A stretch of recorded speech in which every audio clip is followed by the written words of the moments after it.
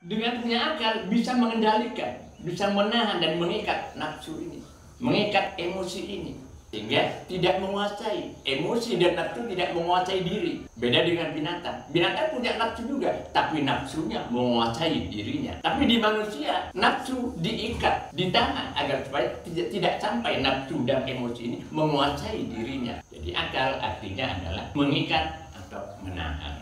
Nah, manusia yang tidak bisa mengikat akalnya terhadap nafsu dan emosinya lebih jahat dari binatang. Jadi di samping berfungsi sebagai daya pikir, berfungsi juga sebagai pengikat nafsu dan emosi agar supaya nafsu dan emosi itu tidak menguasai dirinya. Nah, kalau nafsu dan emosi menguasai dirinya, maka manusia itu lebih jahat daripada binatang. Agar supaya nafsu dan emosi itu tidak menguasai dirinya. Nah, kalau nafsu dan emosi menguasai dirinya, maka manusia itu lebih jahat daripada binatang.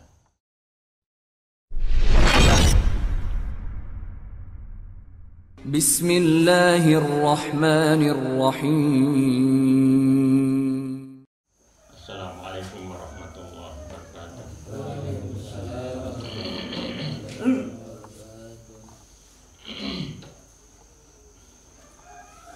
Tahtil Al-Quran Karim, kita buka halaman 431,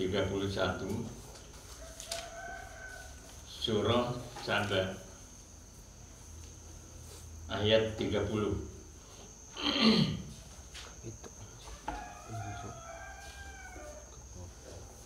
Halamannya 431, surah Saba, ayat 30. A'udzu billahi minasy syaithanir rajim.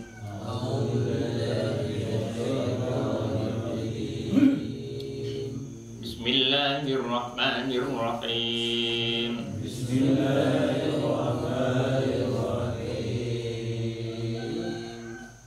Wa qala alladziina kafaru lan nu'mina bihadzal qur'ani wa la billadzi bayna yadayhi.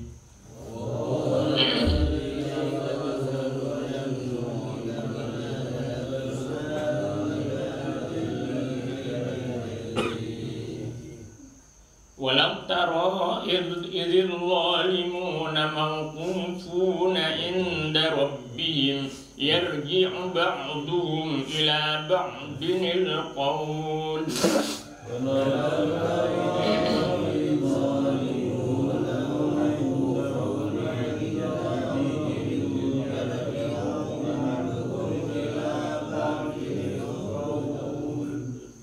Ba'dinil qawl itu tanwin. Tanwin ketika ketemu dengan al, dotnya pakai tanwin kasroh.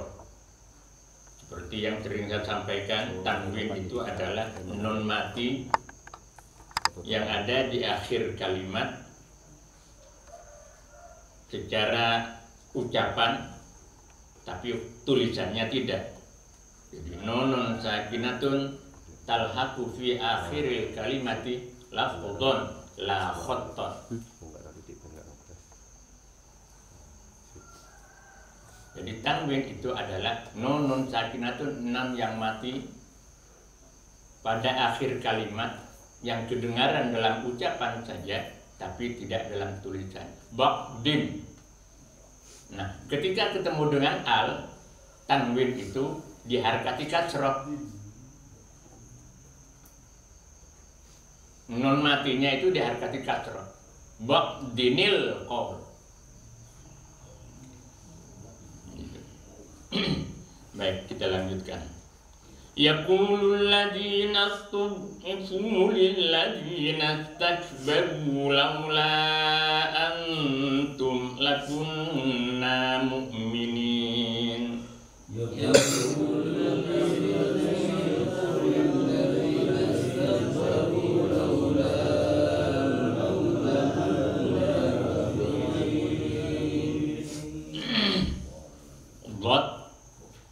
Itu tidak termasuk biasa.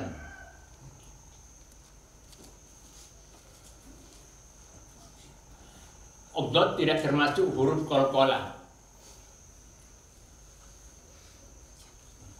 Jadi dot itu tidak termasuk huruf qalqalah.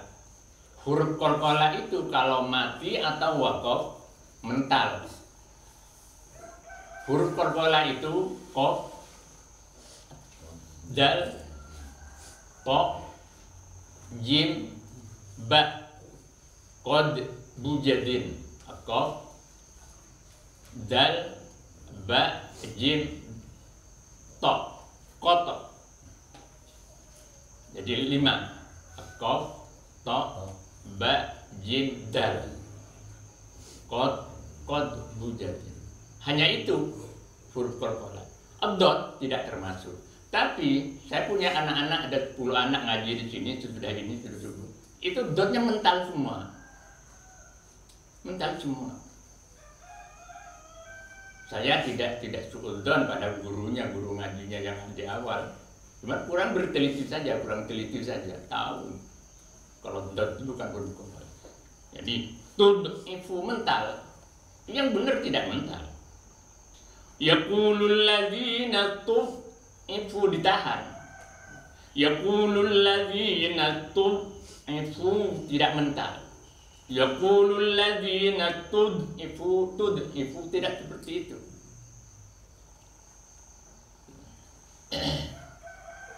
Baik, kita lanjutkan. Qala alladzina istakbaru lil ladzina istud'ifu anahnu sadadnakum 'anil huda ba'da ijja'akum bal kuntum mujrimin. Qala alladzina istakbaru lil ladzina istud'ifu anahnu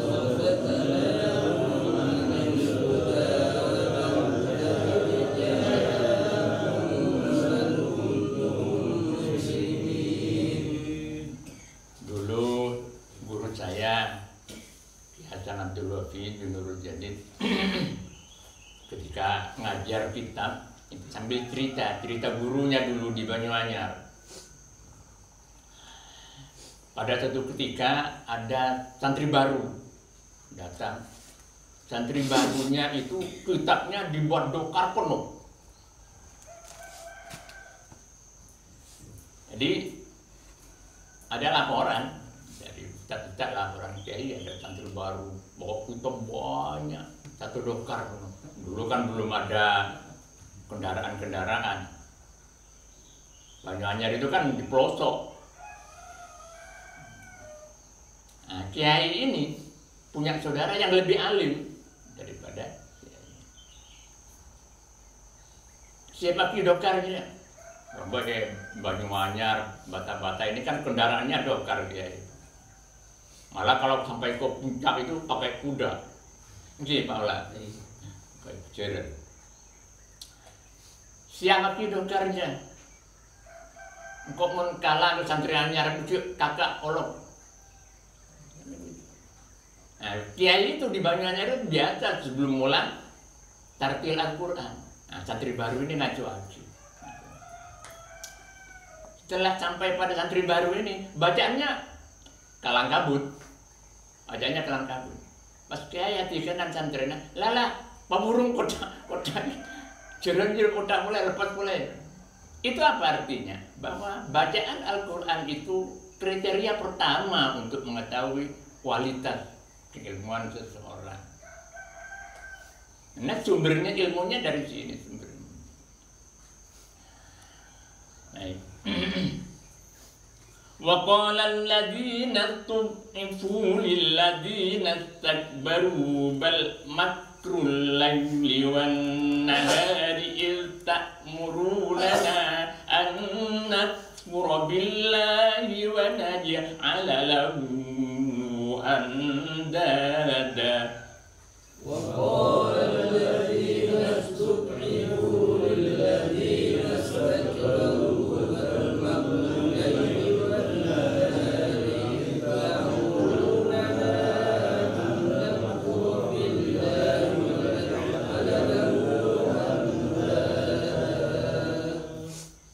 Tadrun nadamata lamma ra'awul adab.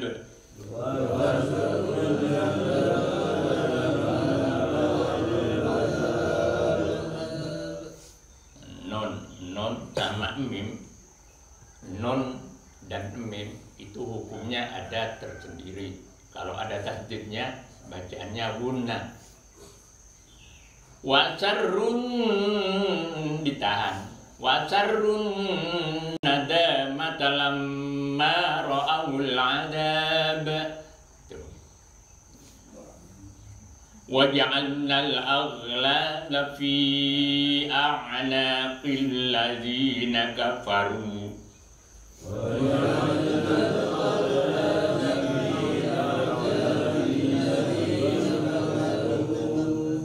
هَلْ يُجْزَوْنَ إِلَّا مَا كَانُوا يَعْمَلُونَ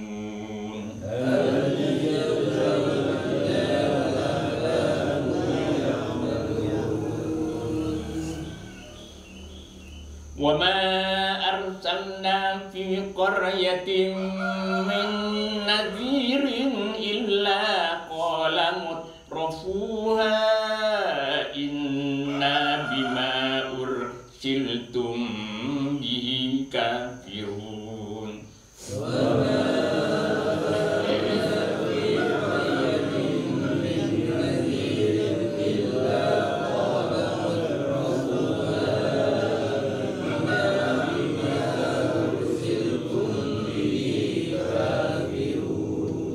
وقالوا نحن أكثر أموالا وأولادا وما نحن بمعذبين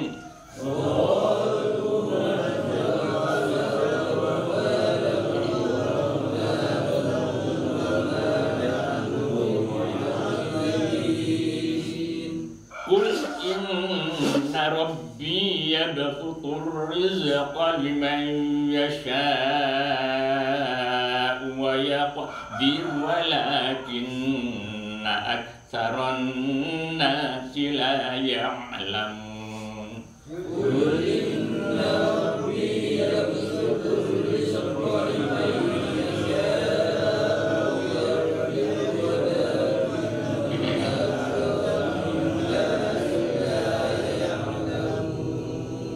Sadaqallahul Azim.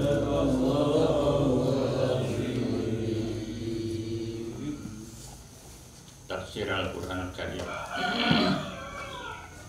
Kita buka halaman 322.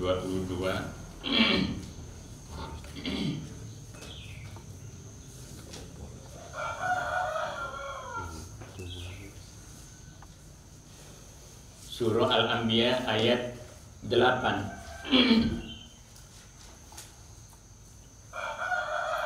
Halaman 322 Surah Al-Anbiya ayat 8.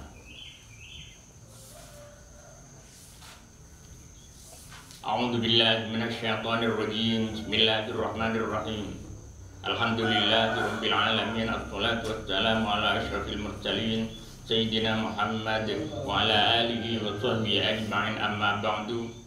Fa inna afdaqal hadithi kitabullah wa khairal hadi hadi Muhammadin sallallahu alaihi wasallam wa syarrul umuri muhdatsatuha wa kullu muhdatsatin bid'ah wa kullu bid'atin dhalalah wa kullu dhalalatin finnar. A'udzu billahi minasy syaithanir rajim. Tsumma sadaqnahumul wa'da fa anjaynahum wa man nasha'u wa ahlaknal musrifin. Laqad anzalna ilaykum kitaban fihi dzikrukum afala ta'qilun. Wa kam qasamna min qaryatin kanat zalimatan wa ansha'na ba'daha qauman akharin. Sadaqallahul adzim.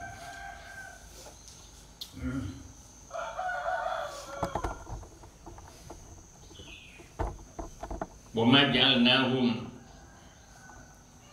Kita ulangi satu ayat lagi sebelumnya, karena pembicaraan kita tentang wahyu dan akal masih belum tuntas kemarin. Pada ayat 7, Allah berbicara tentang wahyu. Wa ma arsalna qablaka illa rijalan nuhi ilaihim fas'alu ahla dzikri in kuntum la ta'lamun. Wa ma arsalna qablaka, dan tidak kami utus, kata Allah, qablaka sebelum engkau wahai Nabi Muhammad, illa rijalan, kecuali orang laki-laki. Artinya orang yang memiliki kelebihan dan keistimewaan untuk menerima wahyu. Orang laki-laki itu nuhi yang telah kami berikan wahyu ilaihim kepada mereka, pada rijal itu, kepada orang laki-laki itu. Fas'alu ahla dzikri in kuntum la ta'lamun. Fas'alu, maka tanyakanlah engkau wahai orang-orang musyrik Mekah, ahlal dzikri, kepada orang yang tahu tentang kenabian dan kerasulan. Kemarin saya sampaikan para mufassirin dalam kitab-kitab tafsirnya menyebutkan bahwa ahlal dzikri itu antara lain disebut sebagai ulamanya orang-orang Yahudi dan Nasrani, pendeta-pendetanya Yahudi dan pendeta-pendetanya Nasrani. Tapi yang masih asli tentunya yang masih murni, sudah tidak campuran, sudah tidak mengalami perubahan-perubahan. Kalau yang Nasrani yang belakangan ini kan dikendalikan oleh Vatikan, oleh gereja, oleh Paulus. Jadi semacam ada struktur kekuasaan. Kalau yang di sana bilang begini, semuanya bilang begini. Tidak berdasarkan sudah mengalami banyak perubahan. Berbicara tentang sumber ilmu, kemarin sudah saya sampaikan bahwa ada dua sumber ilmu. Yang pertama adalah bersumber dari wahyu, yang kedua bersumber dari akal. Yang bersumber dari wahyu ini efek pengetahuannya mutlak benar karena dari Allah. Tapi pengetahuan yang bersumber dari akal pikiran manusia melalui pengamatan terhadap alam sekitarnya, termasuk ciptaan-ciptaan Allah, tapi ciptaan-ciptaan Allah yang ada di sekitar kita, mulai dari langit, bumi, matahari, bulan, silih bergantinya siang dan malam, dan seterusnya. Itu dihasilkan lewat akal, ilmu pengetahuan yang dihasilkan oleh akal. Lewat pengamatan panca indera, kita punya mata, kita punya hidung, kita punya telinga, kita punya mulut. Itu merupakan pintu-pintu ilmu pengetahuan lewat akal. Tidak dapat dibayangkan kalau anak lahir kemudian buta, tuli. Pintu ilmunya sudah nggak ada. Kasihan betul. Oleh karenanya kalau punya anak, ini anak saya hamil lagi, punya anak, didoakan betul, mudah-mudahan lahir sempurna ciptaannya oleh Allah Subhanahu wa taala. Tersiksa anaknya nanti, kasihan. Kalau lahir buta, tuli, apalagi bisu.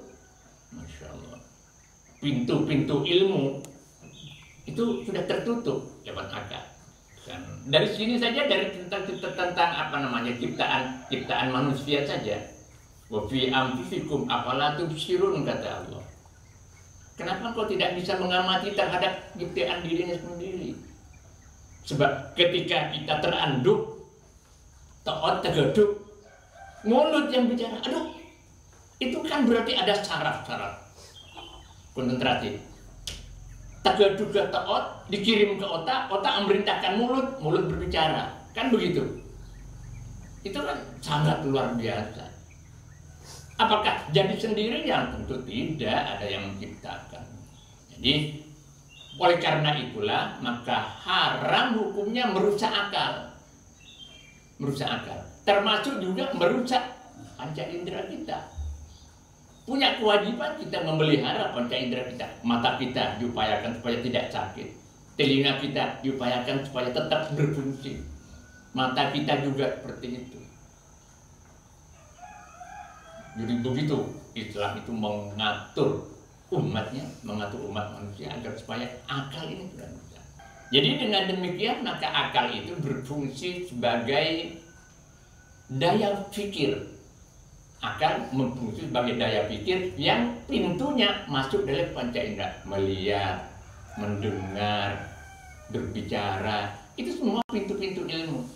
Direkam di akal, kemudian direfleksikan lagi. Selain fungsi sebagai daya pikir, akal itu berfungsi sebagai pengikat dan penahan. Mengikat dan menahan. Sebab bahasa aslinya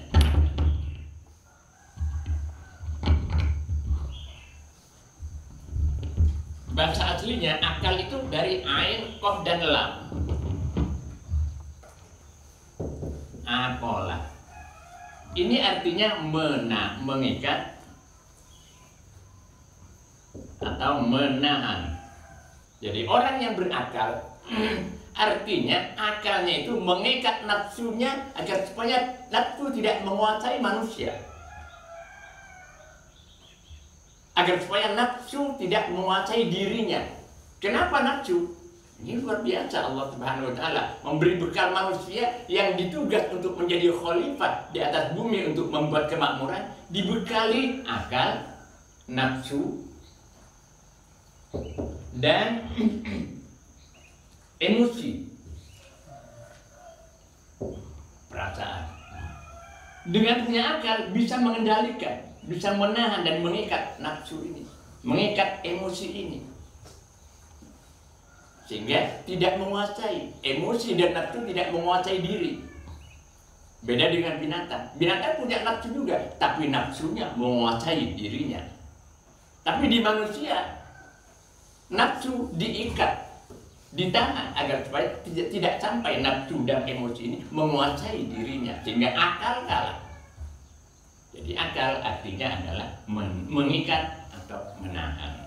Nah, manusia yang tidak bisa mengikat akalnya terhadap nafsu dan emosinya lebih jahat dari binatang. Seperti kemarin disampaikan, balhum adol. Jadi di samping berfungsi sebagai daya pikir, berfungsi juga sebagai pengikat nafsu dan emosi agar supaya nafsu dan emosi itu tidak menguasai dirinya. Nah, kalau nafsu dan emosi menguasai dirinya, maka manusia itu lebih jahat daripada binatang. Nah, wahyu ini tidak bisa diusahakan seperti kemarin, tidak bisa diusahakan. Paling banter menghasilkan laduni. Ladunni itu ilmu yang langsung diberikan oleh Allah, sebagaimana ilmu itu diberikan kepada Nabi Khidir. Nabi Khidir mengetahui, sudah lewat kan dalam surah Kahfi. Kemudian tahu-tahu perahunya dibolongin, karena Nabi Khidir sudah tahu, diberitahu oleh Allah. Kemudian ketemu anak, kemudian dibunuh oleh Nabi Khidir. Nabi Musa karena tidak gantung ilmunya, ilmu syariat, ya ngengkel terus Nabi Musa. Nah itu wahyu dan akal. Dengan demikian maka perbedaan antara Nabi dengan manusia biasa itu adalah terletak di dalam wahyunya, di dalam wahyu yang diberikan oleh Allah.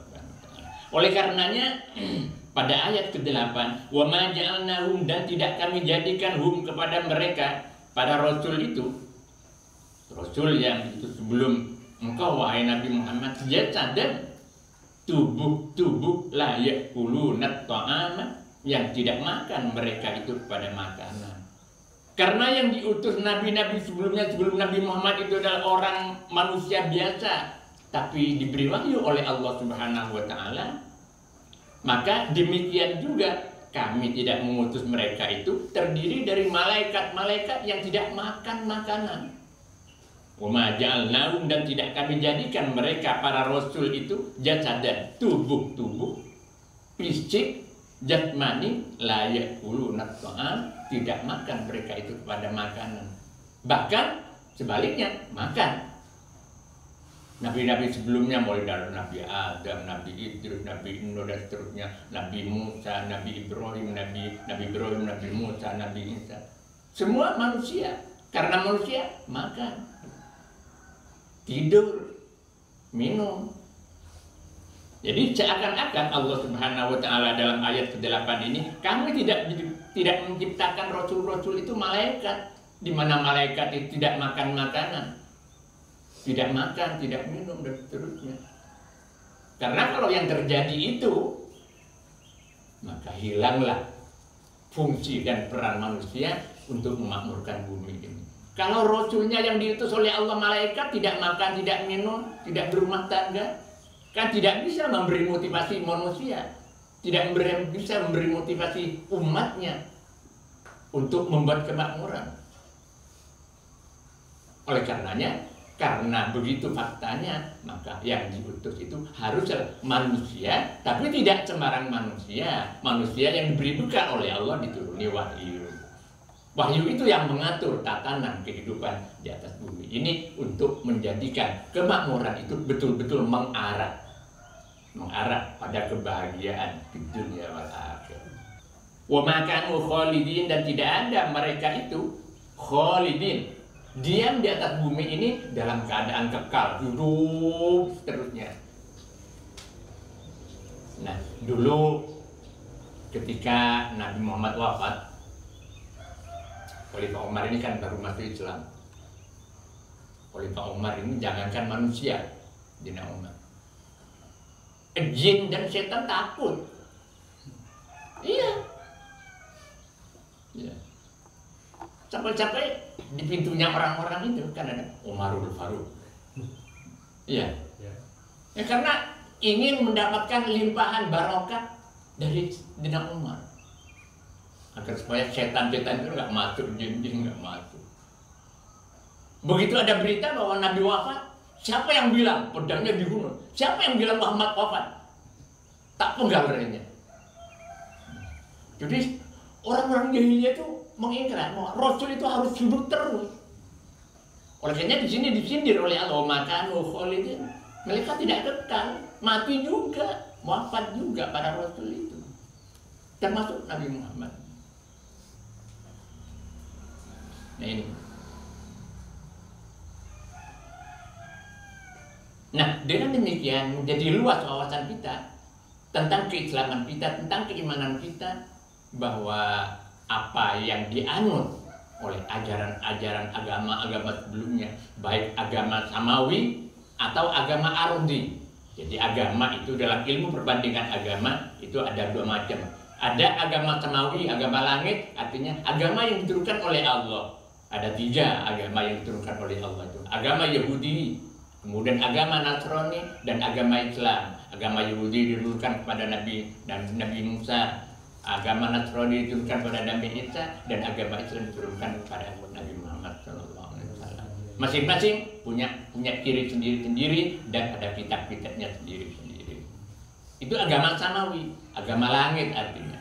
Nah, kemudian agama ardi ini agama bumi, artinya agama yang dihasilkan oleh kebudayaan, oleh budaya, berpikir manusia. Berpikir dari mana?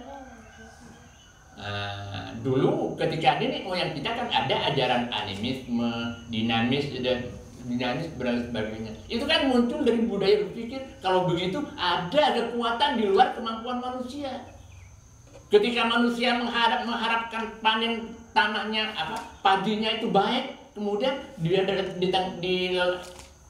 dihinggapi hama atau ada angin topan misalnya. Oh, kalau begitu ada kekuatan di luar kemampuan manusia. Akhirnya karena mereka tidak mendapatkan hidayah petunjuk, maka kemudian nyembah berhala, nyembah kayu-kayu besar, batu besar dan sebagainya. Itu nenek moyang kita dulu kan begitu. Animisme dan dinamisme. Itu keluar dari budaya berpikir, olah pikir. Karena tidak mendapat petunjuk, maka kemudian nyasar-nyasar kemana-mana, kali besar, angker, berit dan sebagainya itu berangkat dari warisan agama-agama. Memakan mukhalidin. Nah, dengan demikian sekali lagi maka wawasan keimanan kita, keislaman kita menjadi lebih tercerahkan, lebih mantap bahwa Rasul itu sama dengan manusia, cuma bedanya mereka diberi kemampuan oleh Allah mendapatkan wahyu, menerima wahyu dari Allah. Cara-cara wahyu itu diturunkan oleh Allah ada 3 macam. Ada yang pertama dicampakkan langsung secara cepat tersembunyi ke dalam hati manusia. Lewat ilham. Ini disampaikan oleh Allah kepada nabi-nabi sebelumnya. Kemudian cara yang kedua, di belakang tabir. Berbicara langsung tapi di belakang tabir, seperti apa yang terjadi pada Nabi Musa. Yang ketiga, dan ini yang diturunkan kepada Nabi Muhammad, yaitu melalui malaikat Jibril. Semua wahyu yang diberikan oleh Allah Subhanahu wa taala kepada Nabi Muhammad melalui perantaraan malaikat Jibril. Tsumma sadaqnahumul wa'da wallahu a'lam bishawab. Lanjutkan pada Senin. Oh ya, Senin libur, saya punya tamu dari Madura. Hari Ahadnya ada hallnya Pak Sidik di Jember. Nah, kemudian saudara saya dari Madura mau takjil ke Banyuwangi ada yang bapak. Pak Kiai, saya boleh tanya. Monggo. Tadi disebutkan kalau ada anak lahir tuli, bisu, buta, itu apa takdir atau kesalahan orang tuanya? Tidak ada yang salah. Itu Allah Subhanahu wa taala yang menetapkan seperti itu. Tidak ada yang salah ngomong. Kok murah-murah ke orang tuanya. Maksudnya orang tuanya yang salah? Iya. Enggak. Barangkali cara hidupnya itu. Iya, itu kan hanya sugesti saja. Sugesti saja. Makanya kalau dulu saya nggak menpan binina dung tiapnya pilihan ajem kan gitu. Artinya sudah rasa kasihan gitu. Enggak yang tidak bisa seperti itu Mas Man. Kalau begitu kan berarti orang tua itu punya kemampuan juga untuk memberikan anaknya seperti itu. Ya mungkin orang tuanya nakal Ya cuma sebaik-baiknya orang tuanya berdoa, memohon itu saja. Adapun kemudian yang diberikan oleh Allah, pasti anak yang lahir itu diberi keistimewaan oleh Allah. Pasti akan diberi keistimewaan lain. Pasti akan diberi keistimewaan lain oleh Allah Subhanahu wa taala. Coba Bapak teliti. Yang cacat-cacat itu kita nggak mampu melakukan apa yang dilakukan oleh mereka. Diberi keistimewaan. Walaupun akalnya mungkin yang berkurang, tapi Allah memberikan keistimewaan tersendiri bagi mereka. Jadi sekali lagi tak boleh bahrumoran kerentuan yang memang ada pengaruh itu kejiwaan sugesti. Oleh karenanya agar supaya sugesti itu tidak kemudian mantap, maka kalau mantap bisa jadi betul. Kalau mantap, makanya itu dituntut agar supaya berdoa. Ketika kehamilan 4 bulan itu ada hadisnya itu. Nah, kemudian oleh ulama-ulama Indonesia ditradisikan ada tingkepan pelet kandung. Itu ada hadisnya, ada dasarnya. Cuma kenapa pelet kandung? Ya begitulah cara ulama-ulama Indonesia menerapkan Islam di budaya Indonesia. Itu yang namanya Islam Nusantara, Islam yang dikemas dilaksanakan oleh masyarakat Indonesia. Yang nggak ada di tempat lain, nggak ada tingkepan, nggak ada. Tapi hadisnya ada sahih sekali di dalam kitab Matnul Arba'in Nawawi ya. Saya punya kitabnya. Inna ahadakum la yajma'u khalqukum fi batni ummi arba'ina nutfatan. 40 hari berupa air mani, 40 hari berupa segumpal darah, 40 hari berupa segumpal daging. Nah, 40 hari kan 120 hari. 120 hari kan berarti 4 bulan. Kemudian oleh ulama Indonesia ditradisikan, ayo selamatan yuk. Karena pada waktu itu Allah berkenan menetapkan segalanya untuk janin ini. Tentang nasibnya, tentang ajalnya, tentang umurnya, tentang rezekinya. Jadi ada landasannya. Cuma dikemas ala Indonesia. Cara saya itu teman-teman ya. Berdoa saja. Apa punya anak sedang hamil? Tidak ada. Kita punya anak cacat. Ya, ya enggak remoruan, jadi biar bisa salah semua biar orang tua itu salah semua, enggak, itu semua takdir Allah. Cuma manusianya itu pada waktu itu berdoa ada sugesti, jangan berpikiran macam-macam. Untuk tidak berpikiran macam-macam, berdoalah kepada Allah Subhanahu wa taala. Cara saya itu. Kalamun qadimun la yamullu samahu tanazzaha an qawlin wa fi'lin wa niyati bihi ashtafi min kulli da'i wa nuruhu dalilun li qalbi inda jahli wa khairati fa ya rabbi matti'ni bi sirri hurufihi wa nawwir bihi qalbi wa sam'i wa muqlati wa salli wa sallim ya ilahi ala nabi wa ali wa ashabi bi'imnil tubuyani wa ya rabbi zidni bi ilman wa hikmatan bijahin nabi man ja'ana bil hidayati wa ya rabbi waffiqni bisatwaka ya Allah wa ya rabbi irhamni bi husni khatimati alaihi salatullahi summa salamuhu wa alin wa ashabin bi'ibnil tuhajati. Al-Fatihah. Bismillahirrahmanirrahim. Alhamdulillah. Ar-Rahmanirrahim. Maliki yaumiddin. Iyyaka na'budu wa iyyaka nasta'in. Ihdinas siratal mustaqim. Siratal ladzina an'amta 'alaihim ghairil maghdubi 'alaihim waladdallin. Allahumma shalli ala Muhammad ya Rabbi shalli alaihi